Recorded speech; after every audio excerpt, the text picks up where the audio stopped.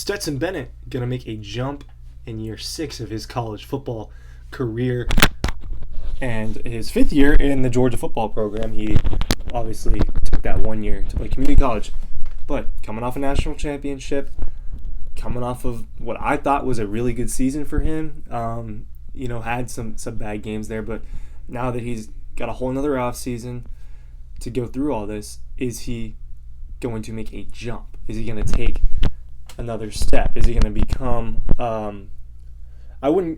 he's a really good quarterback. I think he is, and he's a winner. There are guys I would like more than Stetson Bennett, but there's also a lot of guys I wouldn't want as much as Stetson Bennett to quarterback my football team. But is he going to take that next step to be a great quarterback in the SEC? That's my question. I'm going to break some of that down for you, look at some of his numbers from last year, and talk about a little bit more about all those weapons that are around him. I did a whole video on his weapons the other day.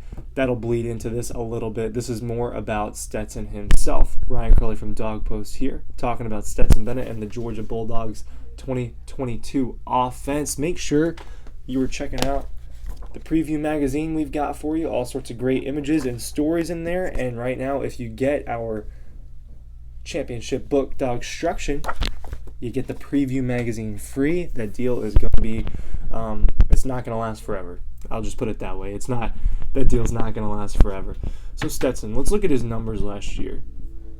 And we can do game by game too, to see some of it. But 2,800 yards, 29 touchdowns, 7 interceptions. Solid touchdown to interception ratio. Really not bad. You didn't get the double-digit interceptions. We know he did not start every single game. So that's without playing the Clemson game, and that's without starting the South Carolina game, and that's without starting the Vanderbilt game. So the numbers could have been even a little bit better if he was the starting quarterback for the entire football season.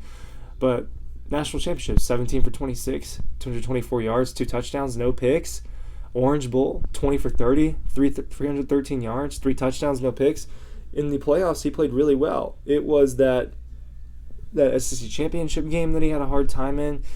Still threw for 3 touchdowns, but obviously 2 costly interceptions. And, the offensive line was not great that day. And then the other game that you look at where it was like, was the Florida game, or a game where he threw, I'm thinking about one in particular. It was like, why did you throw that ball, Stetson? It was those kind of interceptions. To me, it's those types of interceptions he has to eliminate to take another step. It's why did you even throw that football in the first place? Because sometimes he does that, and that's what people get concerned about, because he will make really dumb throws sometimes, and it's about eliminating those mistakes for me, using his legs in a really smart manner, and obviously getting the ball out quick to your weapons. I think the offense is going to take a jump, and in turn, I think he's going to take a jump, because I think the offensive line, I think it's more talented across the board than it was last year, because you didn't really have Tate Ratledge, and then Broderick Jones wasn't really a starter. You fill those guys in. I think that Cedric Van Pran's really good. I think Warren McClenn's really good. That left guard position seems to be what they're trying to figure out right now. So I think he's going to have solid protection. I think the running backs are diverse enough, and are reliable enough, and then I think that there's no shortage of weapons he has. Eric Gilbert, Brock Bowers, go down the list. Darnell Washington, A.D. Mitchell, Oscar Delp, Marcus Rosenby-Jackson, I can keep going. There's all sorts of guys that he could throw to. I think he's gotten more muscular. I think he's definitely been working on the physical shape he's in. When I went to practice the other day, that was one of the first things I noticed when I glanced at the quarterbacks was, whoa, Stetson's arms look a little bit bigger. It looks like he's been working out. And you're supposed to be working out. Listen, people... It's funny because if you watch The Last Dance, the Michael Jordan documentaries, people really praise Michael Jordan for working out. And this is, I think Jordan probably is the GOAT, but I'm a big LeBron guy, and I can't believe that got into this. This is my fault, but you're supposed to be working out. It's part of the job. I thought it was funny how people were surprised. Oh, well, Michael Jordan, he worked out, and that's how they beat the Pistons or whatever. He got bigger, and he did what he had to do. Well, you have to do that. That's part of your job. Part of Stetson's job is to be in physical shape. So it's not something. I mean, yeah, he can get a small applause for that, but that's not something super special. It's the things you're supposed to be doing, and it looks like Stetson Bennett is doing those little things. Working on your body is one of those. It's a huge thing. that you need to do, but it's the little stuff. Are you eating right? Are you working out properly?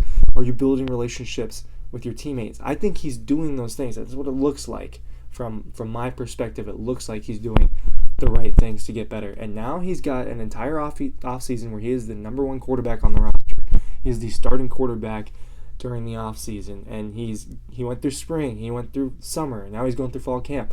He's the starter. He's been repping with the ones this entire time, and that chemistry is being built. There's confidence there from both his coaching staff and his teammates, and now from the fan base, something that really wasn't there that much last year from everybody, including myself. I doubted him after the Auburn game. I was like, okay, I think this guy could win them some games. After the Auburn game is when I started to change my mind about it. But I was a victim of that in the past. And so the question is, does he take a step towards being a great quarterback this year for Georgia? It's in front of him. He's got all the tools. He's got the facilities. Oh my gosh, the UJ football facility is insane with the restaurant, everything. He's got that. He's got the coaching staff. Todd Monken is one of the best offensive coordinators and quarterback coaches in the country. Almost overqualified to do it, in my opinion. He is an NFL guy.